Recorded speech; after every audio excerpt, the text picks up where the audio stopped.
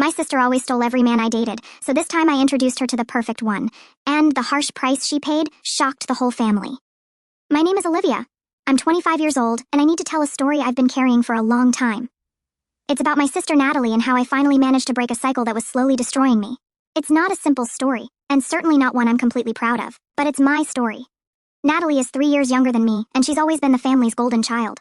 While I was the responsible one, the studious one, the one who got good grades and never caused trouble, she was the beautiful one, the charismatic one, the one who could get anything she wanted with a smile and some strategic tears. Our parents always made this clear through daily comparisons. Why can't you be more easygoing like Natalie? Or, Olivia, your sister has a special way with people. You should learn from her. The pattern started when I was 16. I was dating a senior boy named David. It was my first serious relationship, that intense teenage love that feels like it will last forever. Natalie was only 13 at the time, but she already showed a disturbing intuition about how to get male attention. During a house party, she showed up wearing one of my tightest shirts and started asking innocent questions to David about his hobbies, his dreams, his fears. Within 2 weeks, he broke up with me, saying he needed space and wasn't ready for anything serious. A week later, I found them kissing in the backyard. When I confronted my parents about Natalie's behavior, the response was always the same. She's just a child, Olivia. She doesn't understand what she's doing. You should be more understanding with your little sister. But I saw in her eyes that she understood perfectly. There was a subtle satisfaction, almost imperceptible, when she got what she wanted, and what she wanted was always what was mine. At 17, it was Marcus, the basketball team captain. At 18, Jeremy, my chemistry lab partner, whom I had studied with for months before we grew close. At 19, it was Alex, whom I met in college and with whom I spent the entire summer talking on the phone. The pattern was always the same. Natalie would appear, show interest in the same subjects they liked, flirt in an apparently innocent way, and within weeks or months they would completely lose interest in me. The most painful part wasn't losing the boyfriends. Over time, I began to realize that if they were easily seduced by a younger girl, maybe they weren't really the type of man I wanted by my side. What hurt me most was the family's complicity. Natalie was never held accountable for her actions. It was always just a coincidence or she didn't do anything wrong. The boys just changed their minds on their own. When I turned 20 and entered my 3rd year of accounting college, I thought maybe things would change. Natalie was in her senior year of high school, busy with her own responsibilities. For a few months, I had the illusion that I could finally have normal relationships without the constant threat of family sabotage. That's when I met Daniel, an engineering student who worked part-time at the university library. He was different from the others. More mature, more focused, genuinely interested in deep conversations about the future. We dated for 4 months before I made the mistake of bringing him to Natalie's birthday dinner.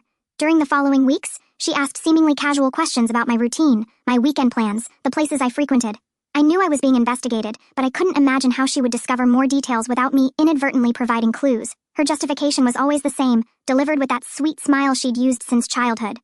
It's not my fault if they prefer someone younger and more interesting. Liv, maybe you should ask yourself why you can't keep them interested. And when I tried to argue or show my indignation, she would add, besides, I'm just showing the truth about them. If they really loved you, they wouldn't be so easy to conquer, don't you think? That's how I spent my 20s. Always looking over my shoulder, always waiting for the next person I was interested in to eventually be seduced by my younger sister. I began to develop a strange kind of romantic paranoia, analyzing every interaction, every exchanged glance, every prolonged conversation as possible signs that family betrayal was starting again. The first cases of betrayal began when I was 16 in high school, and Natalie was only 13, but they evolved into more calculated tactics as she grew up and became a spoiled young adult. Natalie used dramatic tantrums and emotional manipulation to win over Olivia's boyfriends, always being defended by the parents as just a child who doesn't understand. In high school, her tactics were more direct. She would simply show up where my boyfriends were, act lost or confused, and ask for help with homework or advice about teenage problems. She had a natural talent for seeming vulnerable and needing protection, which awakened the protective instinct in boys. In college, her strategies became more sophisticated. She would research my boyfriend's interests on social media, and then casually mention that she also loved obscure bands or independent films they had posted about. She would develop detailed opinions about subjects she had never shown interest in before just to have deep conversations with them. After several betrayals over the years, Natalie justified her actions with an air of superiority, saying she was showing Olivia that men always prefer someone younger and prettier. The family, especially the parents, always protected the youngest daughter and blamed Olivia for being jealous of her little sister, and for not being able to keep her boyfriends interested. What hurt me most was seeing how my parents reacted. When I tried to explain what was happening, they always had a ready excuse for Natalie. She didn't do it on purpose. You're exaggerating, sisters always compete a little. Maybe you should be less possessive. It was as if I were the villain in the story for wanting to keep my own relationship safe from her interference. Natalie, meanwhile, flourished. She graduated from high school as prom queen, entered college with a partial merit scholarship, and continued collecting admirers like trophies. She always had boyfriends, but none of her relationships lasted more than a few months. When I asked why, she said she was still too young to tie herself to just one person. At 24, after graduating and getting a job at a respectable accounting firm, I decided that maybe it was time to try a different approach. If I couldn't protect my relationships from Natalie, maybe I could at least choose men who were immune to her charm. Older men, more mature, with enough experience not to fall for teenage games. This thought led me to Justin, and Justin led me to the worst mistake of my adult life up to that point. Justin was 28, worked as a supervisor at a logistics company, and seemed to have the emotional stability I was looking for. I met him through a dating app, and our first dates were everything I expected. Mature conversations about future plans, shared interests in books and movies, and a physical chemistry that developed slowly without rush. For 6 months, I managed to keep Justin completely separated from my family. I invented creative excuses for all family events. I said he was traveling for work whenever my mother asked when she would meet him, and even went so far as to create a fake social media account just to interact with him without Natalie being able to track our movements. But every secret has an expiration date, and ours expired during Christmas that year. My aunt casually commented during dinner that she had seen me with a very handsome young man at the mall the previous week. The information reached Natalie's ears, and I saw that familiar gleam in her eyes, that mixture of curiosity and determination I knew so well. "Why did you never talk about this mysterious boyfriend?" she asked later when we were alone in the kitchen washing dishes. "Are you embarrassed of him or something?" I tried to change the subject, but Natalie had the persistence of a detective when she wanted something. During the following weeks, she asked seemingly casual questions about my routine, my weekend plans, the places I frequented. I knew I was being investigated, but I couldn't imagine how she would discover more details about Justin without me inadvertently providing clues. I completely underestimated her determination and resources. On a Thursday afternoon in January, I arrived at Justin's apartment earlier than planned using the key he had given me the previous week. The door was unlocked, and I could hear voices coming from the living room. I imagined it was the television, or maybe he was on a work call. When I entered the living room, I found Justin on the couch with Natalie. She was wearing a dress I had never seen, with impeccable makeup and that radiant smile she used when she knew she had won. Justin barely looked in my direction when he saw me. He was completely hypnotized by whatever conversation they were having. "Hi, Liv," Natalie said with fake joy. "What an incredible coincidence. I was just telling Justin about that time when you—" I didn't listen to the rest. Blood was pounding in my ears so hard that the words became distant noise. I knew this scene. I had lived variations of it so many times that my body reacted automatically. Stomach contracting, hands beginning to shake, that familiar feeling that the ground was disappearing from under my feet. "How did you find out where he lives?" I managed to ask, my voice coming out calmer than I expected. "Oh, it was super easy," she replied naturally. I looked up his name on LinkedIn, found his company, called there pretending to be a delivery person with a package to deliver, and the receptionist gave me the address. People are so helpful when you're polite, don't you think?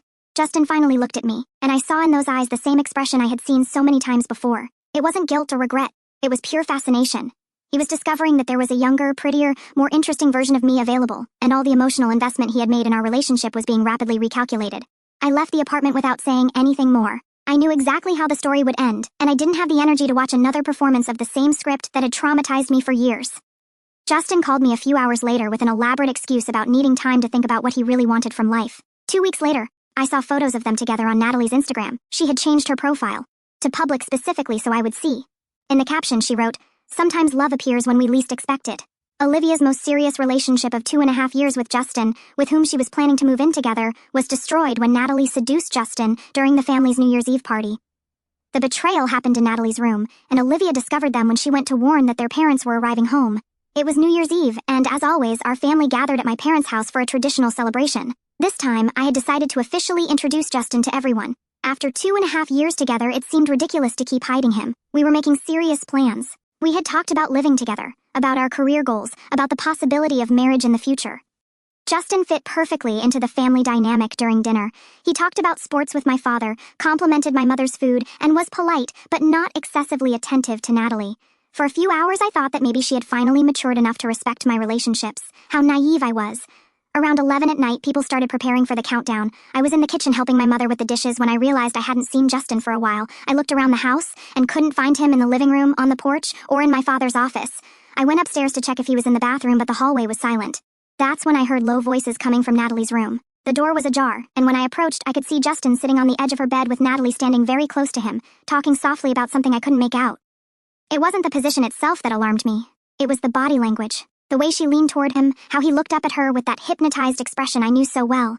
It was the way they seemed completely absorbed in each other, as if the rest of the world didn't exist. I knocked on the door and entered. "The fireworks are going to start in a few minutes," I said, trying to keep my voice neutral. "Are you coming to watch?" Natalie moved away from Justin with that innocent smile she had used since childhood. "Of course, Justin was telling me about his work. It's so interesting." Justin got up quickly, looking slightly disturbed at being caught. "Sorry, Liv, Natalie was showing me her books. I didn't know you two had such similar tastes in literature." "Literature?" Natalie, who I knew read nothing but gossip magazines and Instagram posts. We all went downstairs together to watch the fireworks. But something had changed. During the countdown, Justin was beside me, but his attention was clearly elsewhere.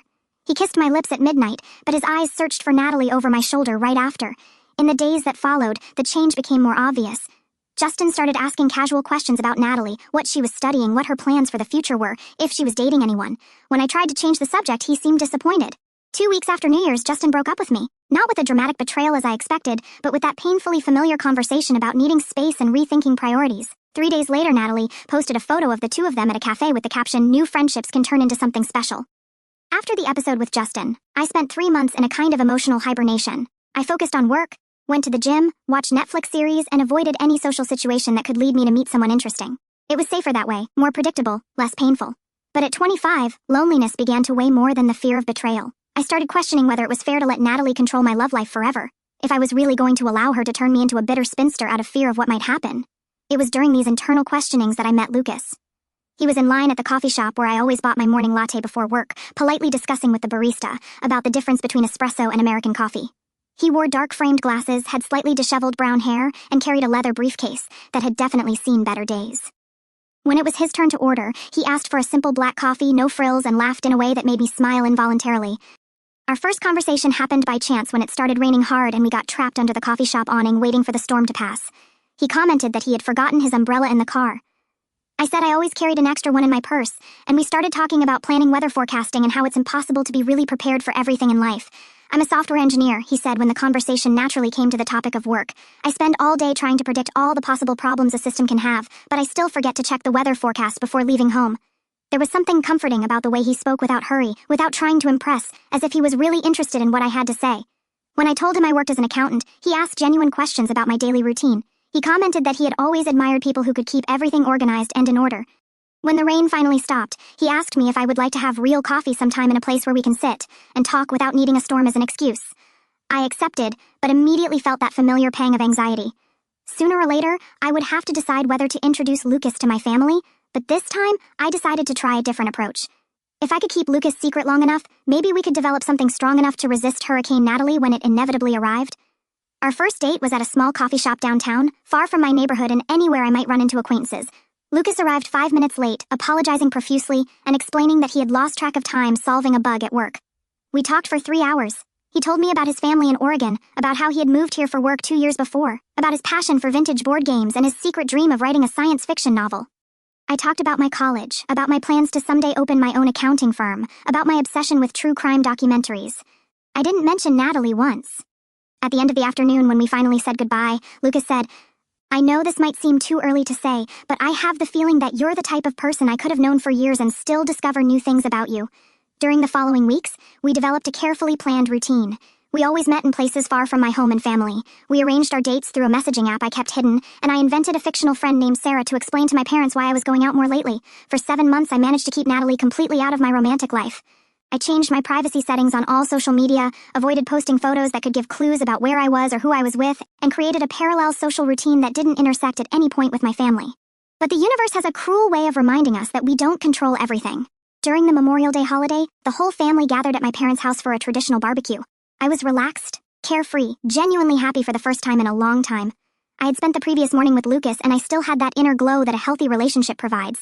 My cousin Megan, who studies veterinary medicine at the state university, arrived later than everyone else because she had to work until noon. When she saw me on the porch, she came straight to talk to me with that enthusiasm typical of someone who has news to share.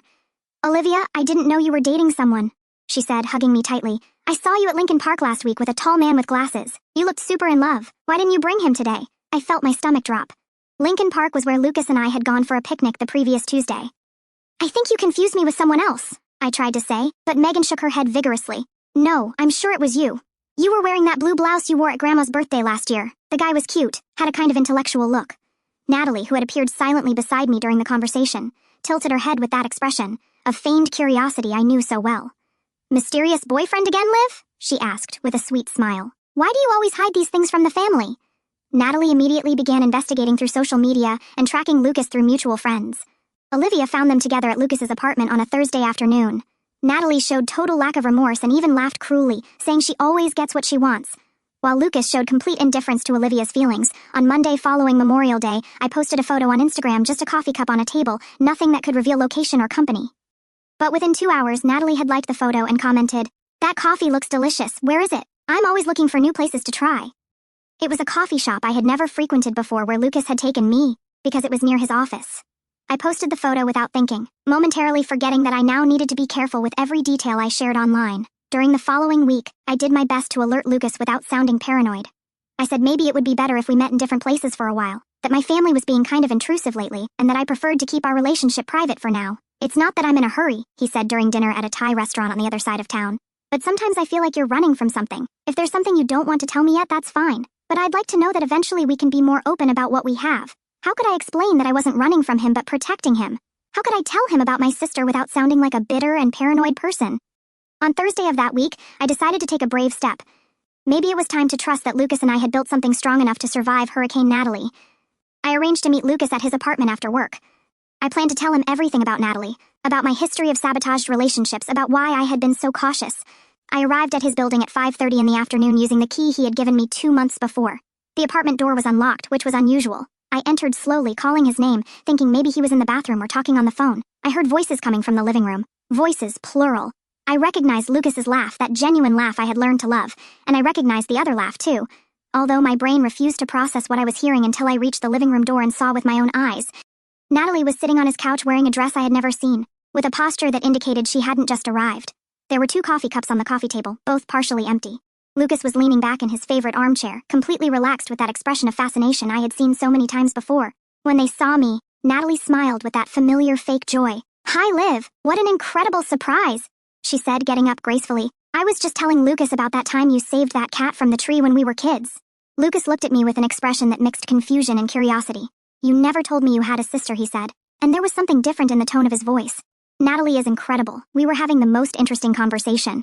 "How did you find me?" I asked Natalie, my voice coming out surprisingly calm. "Oh, it was easier than I thought," she replied naturally. "Remember that coffee photo you posted? I went there several days in a row until I saw you two together. Then I just followed you here and wrote down the address. Today I came back and told the doorman I was your sister, and that you had forgotten something important here. He was super nice and let me go up." She laughed in that cruel way I knew so well. "I always get what I want. Liv, you should know that by now." Lucas looked between us with a confused expression, but I could see he was already hooked. The same gleam in his eyes, the same posture leaning toward her, the same expression of fascination I had seen dozens of times before. "I think you better leave, Natalie," I said, trying to keep my voice firm.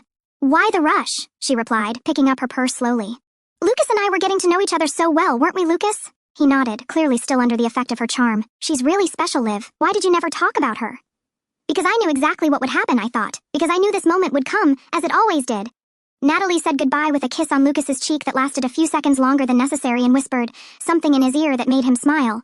When she finally left, Lucas turned to me with that expression I knew meant the end of another relationship. "Why did you never tell me about your sister?" he asked, and I knew it didn't matter what my answer was anymore. Lucas broke up with me 3 days after that encounter. He didn't even have the decency to invent an elaborate excuse. He just said he felt a special connection with Natalie and that it wouldn't be fair to continue our relationship knowing that. When I asked if the 7 months we spent together meant nothing, he replied that sometimes the right person appears when we least expect it. The right person, as if Natalie were some kind of soulmate he had found by chance, and not a calculating predator who had tracked me down specifically to destroy another relationship. That night, alone in my apartment, I finally admitted a truth I had avoided for years. I hated my sister. It wasn't jealousy, it wasn't envy, it wasn't healthy competition between sisters. It was pure and crystalline hatred for someone who had spent almost a decade systematically destroying my ability to trust relationships. To believe I could be loved, to imagine a future where I didn't have to hide every important person in my life. And for the first time, I began to wonder, what if instead of always running away, I finally gave Natalie exactly what she wanted? Consumed by anger, and tired of always being the victim of her spoiled sister, Olivia decided it was time to give Natalie exactly what she wanted, an irresistible man who would teach her a lesson. She used her access to the public record system at the accounting firm where she worked to research criminal backgrounds and court proceedings. The idea came to me during one of those sleepless nights that followed the breakup with Lucas. I was lying in bed mentally going over all the relationships Natalie had destroyed when a question arose in my mind. What if I stopped trying to protect my boyfriends from her and instead introduced her to someone who would teach her a lesson? At the accounting firm where I worked, we had access to various databases for background checks on potential clients. It was part of our security protocol to detect fraud or financial risks. I had never used these resources for personal purposes, but the temptation was right there in front of me. On the following Monday, when all my colleagues went out for lunch, I stayed in the office and began to search. I looked for men in the 30 to 40 age range with a history of legal problems related to relationships, marriage fraud, romance scams, domestic violence cases, anything that indicated a pattern of predatory behavior with women. It was wrong. I knew it was wrong. But with each name that appeared on the screen, with each case I read, I felt a dark satisfaction growing within me. Finally, I had a way to get revenge. After 2 weeks of careful research, I found the perfect candidate. Nicholas Chen, 33 years old, with an impressive history of manipulation and psychological abuse. He had been sued by 3 different ex-girlfriends for financial fraud, had an assault charge that was dropped for lack of evidence, which usually meant the victim was convinced not to testify, and was currently facing a civil lawsuit for a fake investment scheme that had cost several people their retirement savings. The most interesting thing about Nicholas was that he was incredibly charming. His online photos showed an attractive, well-dressed man with that confident smile that could easily be mistaken for genuine charm by someone who didn't know his history. He frequented social events for professionals, always presented himself as a successful investment consultant, and had a special talent for identifying vulnerable women with money. In other words, he was perfect for Natalie. During the following weeks, I studied Nicholas as if he were a work project. I discovered where he lived, a luxury apartment in Chicago that clearly cost more than his legitimate businesses could support, where he liked to eat, expensive restaurants where he could accidentally meet potential victims, and what his hobbies were: golf, expensive wines, and any activity that put him in contact with people who had money to lose. Olivia found Nicholas, a 33-year-old man with a history of psychological and financial abuse against former partners, currently facing multiple lawsuits for investment fraud. She approached him at a cafe frequented by professionals pretending to be a successful financial consultant looking for opportunities. The first step was to approach Nicholas and establish a convincing relationship. This required careful acting. I needed to seem interesting enough to call him back when necessary, but not so interesting as to become a real victim myself. I chose a cafe frequented by professionals in the financial district, a place where Nicholas appeared regularly on Thursday mornings. I wore my best work suit, carried an expensive leather briefcase I had bought specifically for the occasion, and positioned myself strategically at a table where he couldn't help but notice me. When Nicholas entered, I was talking on the phone about a big deal I was about to close. I used financial terms I had learned at work, mentioned impressive amounts, and spoke with the kind of confidence someone like him would find irresistible. As expected, he approached when I finished the fictitious call. "Sorry for the intrusion," he said with that charming smile I had seen in the online photos. "I couldn't help overhearing your conversation. Do you work with financial consulting?" Among other things, I replied, maintaining a mysterious tone. "I specialize in identifying investment opportunities for select clients. We spent an hour talking about business." I invented a convincing persona, an independent consultant who worked with discreet clients, always looking for partnerships with other talented professionals.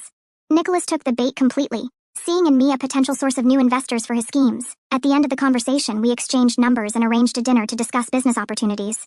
He suggested an expensive restaurant, clearly trying to impress me, and I graciously accepted.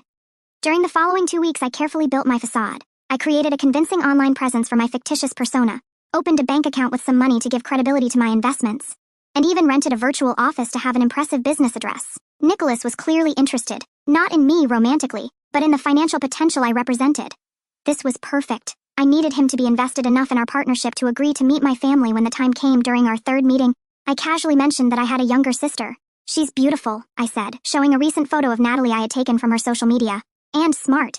She's finishing college, has a lot of potential." I saw immediate interest in Nicholas's eyes. It wasn't romance, it was evaluation. He was categorically assessing Natalie as a potential mark, someone young and possibly naive enough to be easily manipulated. "She seems charming," he said, studying the photo with more attention than would be appropriate. "Are you two close?" "Very," I lied. "Actually, she's always asking me to introduce her to interesting men. I think she's gotten tired of college boys." The seed was planted. Now, I just had to wait for the right moment to arrange the meeting. The perfect moment came when my mother called to invite me to Natalie's 23rd birthday dinner. "It would be so nice if you brought someone special this time," she said with that familiar maternal hope. "Natalie always brings boyfriends to family parties, and you always come alone." It was the opportunity I was waiting for. "Actually," I told my mother, "I have been seeing someone, Nicholas. He's an investment consultant, very successful. Maybe it's time for you all to meet him." My mother was radiant. Finally, her problematic daughter had managed to get a man who seemed worthy of introducing to the family. During the days leading up to the dinner, I prepared Nicholas carefully. I told him about my wonderful family, about how close and supportive everyone was, and especially about my adorable little sister who was eager to meet someone mature and established. "She's exactly the type of person you would love," I said during our last meeting before the dinner. "Smart, ambitious, but still with that youthful innocence that's so rare today." Nicholas smiled in that way I had learned to recognize. It was the smile of a predator who had just identified potential prey. "I can't wait to meet her," he said, and I could hardly wait to see what would happen when two people accustomed to being the predators in any situation finally met. During Natalie's 23rd birthday dinner, Olivia arrived with Nicholas and played the role of a completely infatuated girlfriend. He purposely ignored all of Natalie's flirting attempts during the evening, focusing only on Olivia. This awakened Natalie's competitive fury, who intensified her seduction efforts in the following weeks, determined to win once again. Natalie's birthday dinner was held at the family's favorite restaurant, an elegant but not ostentatious place where we celebrated all special occasions. I arrived with Nicholas punctually at 7 o'clock, and I could immediately see the impact he made on my family. Nicholas had dressed perfectly for the occasion. Well-cut dark suit, discreet tie, and that air of confidence that conveyed success without seeming arrogant. He greeted my parents with exactly the right amount of respect and cordiality, brought flowers for my mother and expensive wine for my father, and made all the appropriate comments about the restaurant and the occasion. But the most important thing was how he behaved with me. Throughout the evening, Nicholas was the perfect boyfriend, attentive, affectionate, clearly devoted. He pulled out my chair, asked if I was comfortable, made comments about how beautiful I looked, and included me in all conversations, as if my opinion were the most important at the table. It was a masterful performance, and I knew that's exactly what it was, a performance. But for my family, who had spent years seeing me arrive alone at social events or having my boyfriend stolen by Natalie, seeing me with a man who clearly prioritized me was a revelation. Natalie arrived 15 minutes late, making her traditional dramatic entrance. She was stunning, wearing a dress that enhanced all her best attributes, with impeccable makeup and that radiant energy that always drew everyone's attention in the room. But this time, when she performed her charm routine for Nicholas, something different happened. He was polite, but clearly not interested. When she tried to start a conversation about her studies, he responded briefly and directed attention back to me. When she made jokes, he smiled politely, but laughed genuinely only at mine. When she tried to casually touch his arm during conversation, he subtly moved away and took my hand. I could see confusion growing in Natalie's eyes as the evening progressed. She wasn't used to being ignored, especially by men who were with other women. Her frustration became more obvious when she realized her usual tactics weren't working. "Nicholas," she said during dessert, leaning toward him with that smile that always worked. "Olivia told me you work with investments. It must be fascinating. I'd love to know more about what you do. It's a job like any other," he replied without enthusiasm, kissing my hand. "I prefer not to talk about work during special moments like this. Today is about celebrating your incredible sister." The expression on Natalie's face was priceless. For the first time in her life, she was being publicly rejected by a man who clearly preferred my company to hers. At the end of the evening, when we were saying goodbye, Nicholas was cordial but distant with Natalie. He politely congratulated her on her birthday, but showed no interest in seeing her again or maintaining contact. "It was a pleasure meeting Olivia's family," he told my parents. "Especially someone as special as her deserves a wonderful family." We left hand in hand, leaving behind a Natalie visibly disturbed for the first time I could remember. During the following weeks, Natalie did exactly what I expected her to do. She began asking me questions about Nicholas, where he lived, where he worked, what his hobbies were. She started showing up in places where I normally went, clearly hoping to run into me and have another chance to impress him. I carefully fed her obsession. I casually mentioned that Nicholas liked contemporary art, and the next week she was posting photos of herself at museums. I commented that he appreciated wines, and she started attending tastings. I said he was a man who valued intelligence and ambition in women, and she began posting about her studies and career plans with a frequency she had never shown before. "He seems really special," she said during a family lunch 2 weeks after the birthday. "You two seem very happy together." There was something forced in the way she said this, as if the words left a bitter taste in her mouth. "We are very happy," I replied, smiling in a way I knew would irritate her. "Nicholas says he's never met anyone like me." The plan was working perfectly. For the first time in her life, Natalie wanted something she couldn't have simply by being younger and prettier. Nicholas had resisted her charm, and that only made her want him more. After 6 weeks of pursuit, Natalie finally managed to seduce Nicholas and moved into his luxury apartment in Chicago. She began facing problems when lawyers representing his former victims contacted her, believing she was his new business partner. Natalie invested her $38,000 in savings money her parents had always given her in Nicholas's investment fund. Natalie's pursuit became more intense as the weeks passed. She started showing up in places where Nicholas and I met, always with some excuse. She was in the area visiting a friend. There was a store she wanted to check out. She had an appointment that coincidentally was nearby. Nicholas, following my script perfectly, continued being polite but clearly uninterested. He never gave her the kind of attention she was used to receiving, never showed fascination with her beauty or charm, and always redirected any conversation back to me. This was driving Natalie crazy. During a family dinner at the end of October, she finally exploded. "I don't understand," she said, clearly frustrated. "Why Nicholas is so different. Most men—" She stopped, realizing she was about to admit her usual strategy. "Most men what?" I asked innocently. "Nothing," she replied quickly. "It's just that he seems very focused on you. Maybe it's because he finally found someone worth focusing on," my mother said, smiling at me in a way that made Natalie clench her fists under the table. It was at that moment I realized my plan was working better than I could have hoped. Natalie wasn't just frustrated about not being able to seduce Nicholas, she was genuinely confused about why her usual tactics weren't working. In early November, I arranged the moment that would change everything. I agreed with Nicholas that we would have a public fight. Nothing too dramatic, just enough for Natalie to realize there was an opportunity. We chose a cafe frequented by people who knew my family, a place where I knew the news would quickly reach Natalie's ears. Nicholas and I staged an argument about irreconcilable differences and needing time to think. As planned, Natalie found out about our separation within 24 hours, and as I expected, she immediately saw this as her chance to finally get what she had been pursuing for months. She showed up at Nicholas's apartment 3 days after our fight, ostensibly to check how he was dealing with everything, and to offer perspective on his relationship with Olivia. Nicholas called me that night to tell me she had spent 3 hours at his apartment, offering a friendly shoulder, consoling him about the loss of our relationship, and making it clear she was available if he needed company during this difficult period. "She's exactly like you said she would be," he said. And I could hear the amusement in his voice. Calculating, manipulative, but convinced she's irresistible. "And did you do what we agreed on?" I asked. "Perfectly. I pretended to resist at first, made it clear I was still thinking about you, but slowly allowed her to console me. She left there convinced she was conquering a man who genuinely didn't want to be conquered." The revenge was in motion. During the following weeks, Nicholas followed the script we had created. He allowed Natalie to seduce him gradually, always feigning reluctance, always seeming like a man who was being conquered against his own will. For Natalie, who was used to men who fell easily for her charms, this resistance only made her more determined. She started spending money trying to impress him, expensive clothes, gifts, dinners at elegant restaurants that she paid for. For the first time in her life, Natalie was financially investing in a relationship instead of being courted. By Christmas, they were officially dating. Natalie brought Nicholas to the family Christmas dinner as her new boyfriend, radiant with satisfaction at having finally won once again, but this time, she didn't know she had walked directly into a trap. In January, Nicholas suggested she move into his apartment in Chicago. It was an impressive apartment in an expensive neighborhood, and for Natalie, who had always been attracted to external signs of success, it was irresistible. What she didn't know was that Nicholas was financing that lifestyle with money stolen from his previous victims and that lawyers representing those victims were already on his trail. 2 weeks after Natalie moved into the apartment, she received the first call from a lawyer looking for Nicholas about an investment fraud case. When she said she knew nothing about his business, the lawyer asked if she was the new business partner that some people had mentioned. Natalie was confused, but Nicholas quickly explained that some people got envious of his success and tried to create problems. He said it was important that she not talk to strangers about their private life. That's when he started talking about an incredible investment opportunity he had just discovered. Nicholas became progressively more controlling and manipulative, isolating Natalie from friends and family during an argument. About money, he pushed Natalie, causing a bruise on her left shoulder. When Natalie tried to leave, she discovered he had drained all her accounts and credit cards. The FBI raided the apartment and arrested Natalie as a suspect in the investment fraud scheme. Nicholas's transformation from attentive boyfriend to controlling manipulator happened gradually, exactly as I had predicted based on the history I had found about him. Natalie, who had always been the predator in her relationships, didn't recognize the signs that now she had become the prey. First, he began questioning her plans and activities.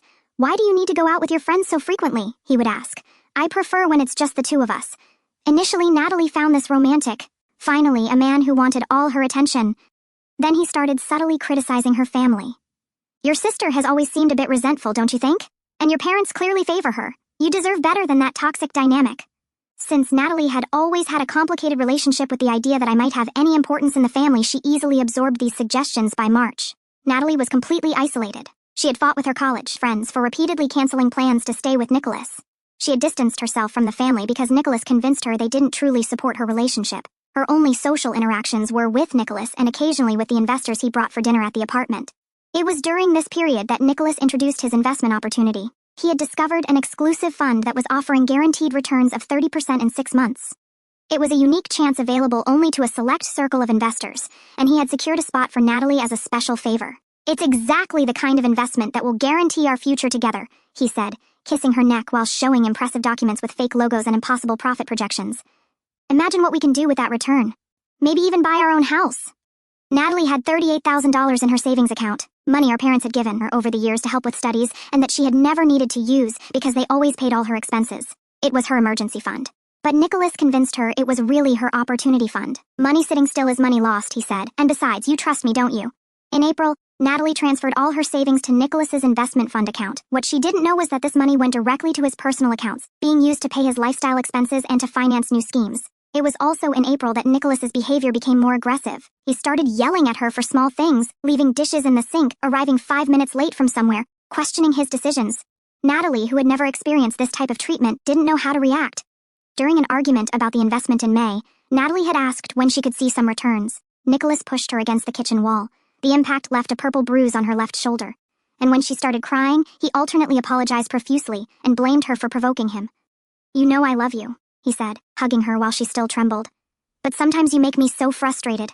I'm working so hard to guarantee our future, and you keep questioning me as if you don't trust me." It was the first time Natalie experienced physical abuse, and she didn't know how to process what had happened. She called my mother that night, but when our mother asked about her shaky voice, Natalie made up an excuse about having a cold. Nicholas noticed the call and didn't like it. "Why are you calling your family without telling me?" he asked. "I thought we had talked about maintaining our privacy." From that moment on, he began monitoring her communications more closely. In June, when Natalie tried to access her bank account online, she discovered she no longer had access. Nicholas had changed all the passwords and become the only authorized signatory on all her accounts. When she confronted him, he explained that he had consolidated their finances for greater efficiency. "Real couples don't hide money from each other," he said. "Besides, I understand investments much better than you. I'm protecting our future." That's when Natalie finally tried to leave. She packed her things one morning when Nicholas had gone out for a business meeting. But when she tried to use her credit card to call an Uber, she discovered the account was canceled. When she tried to access her checking account by phone, she discovered Nicholas had completely drained all her financial resources. She had no money for transportation, nowhere to go. She had fought with all her friends and was too afraid to tell the family what was happening. How would she explain that she had lost $38,000? How would she admit that the man she had conquered from me was now controlling every aspect of her life? When Nicholas came home that night and saw the suitcases, his anger was different from anything she had experienced before. He didn't yell. He spoke in a low voice, which was somehow even more terrifying. "Did you really think you could just leave?" he asked, blocking the door. "After everything I've invested in you? After all the favors I've done for you?" It was at that moment that Natalie finally understood she was no longer in control of the situation. The youngest sister was sentenced to 4 months in federal prison and 3 years of probation, leaving with a criminal record and completely destroyed credit. She moved to Austin, Texas, to try to start over working as a receptionist away from her parents' protection for the first time in her life. The protagonist underwent therapy for 8 months to deal with the guilt of having orchestrated the situation, but finally felt she had broken the cycle of manipulation that dominated her adult life. The FBI arrived on a July morning. Natalie was alone in the apartment when she heard authoritative knocks at the door. Through the peephole, she saw men in suits with badges, and her first thought was that something had happened to Nicholas. When she opened the door, they identified themselves as federal agents and said they had a search and seizure warrant. "Where is Nicholas Chen?" asked the lead agent. "He went out for a meeting," Natalie replied, genuinely confused. "What's happening?" That's when she discovered that Nicholas was being investigated for multiple cases of investment fraud, money laundering, and financial abuse. The luxury apartment where she lived had been bought with money stolen from at least 15 different victims. The investments he had promoted never existed. And since she was living with him and had transferred money to his accounts, the FBI considered her a possible accomplice. During the interrogation that followed, Natalie tried to explain that she was a victim too, that she knew nothing about Nicholas's schemes, but the agents had evidence that she had received money from him, had participated in dinners with other investors, and had signed documents that placed her as a beneficiary of some of the fraudulent accounts. Nicholas had been smarter than she imagined. He had systematically implicated her in his crimes, using her naivety and greed against herself. Natalie was arrested that day and indicted as an accomplice in a federal fraud scheme. She spent 6 months in jail awaiting trial, time during which she finally understood the extent of the manipulation she had suffered. Our parents hired an expensive lawyer, but the evidence was overwhelming. The best deal they could get was a guilty plea in exchange for a reduced sentence, 4 months in federal prison, 3 years of probation, and the obligation to pay restitution to the victims. Money she didn't have since Nicholas had stolen all her savings.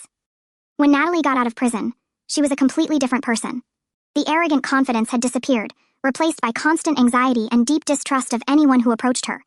Her criminal record meant she couldn't get a job in her field of study, and her credit was completely destroyed. She moved to Austin, Texas, far from the family and memories, and got a job as a receptionist at a veterinary clinic. It was honest work, but it was light years away from the privileged life she had always known. For the first time in her life, Natalie was truly alone, without her parents' protection, without admirers willing to take care of her, without financial resources to fall back on when things got difficult. As for me, it took months to fully process what I had done. Initially, I felt a dark satisfaction seeing Natalie finally face real consequences for her actions. After years of being her victim, there was a part of me that delighted in seeing her experience what it was like to be manipulated and controlled. But as time passed, satisfaction gave way to guilt. I had deliberately orchestrated my sister's introduction to a dangerous predator. Even though she had made choices that led to the consequences, I had created the situation knowing exactly what the result would be. I started therapy in September of that year. I needed help processing not only the years of trauma Natalie had caused me, but also my own capacity for such calculated and destructive revenge. During 8 months of weekly sessions, I learned to separate justice from revenge, to understand the difference between protecting oneself and attacking, and to recognize that breaking the cycle of manipulation shouldn't involve perpetuating another type of harm. Dr. Sarah Martinez, my therapist, helped me understand that both Natalie and I were products of a dysfunctional family dynamic that had rewarded manipulative behavior and created toxic competition between sisters. "You broke the cycle," she said during one of our last sessions, "but at a very high cost. The question now is, how are you going to use this experience to create healthy relationships in the future? Today, 3 years later, Natalie still lives in Austin. I learned through our cousin Megan that she's in therapy too, that she has a small but clean apartment, and that she's slowly building a life based on honesty instead of manipulation. She's dating a veterinarian who works at the clinic, a man who knows her whole story and chose to stay anyway. Our parents finally recognized that the family dynamic they created contributed to both daughters' problems. They also started therapy, and for the first time in years, our conversations don't involve comparisons or competition. As for relationships, I learned to value men who consistently choose me, not those who can be easily distracted by someone else. I've been dating someone for 2 years, a history teacher named David, who knows my whole story with Natalie and loves me not despite my mistakes, but including them. The cycle is broken, not in the way I expected, and certainly not in a way I would recommend to anyone, but it's broken. I learned that true victory isn't destroying those who hurt us, but building a life where that kind of pain can no longer reach us. Natalie and I exchange birthday cards now, but we're still not ready for a complete reconciliation. Maybe we never will be, but for the first time since we were children, we're not enemies. We're just two women who grew up in a toxic environment, who hurt each other in terrible ways and who are now trying to figure out how to be better people. Sometimes breaking a cycle means accepting that some things can't be completely repaired, only transformed into something different. Something that allows everyone to move forward.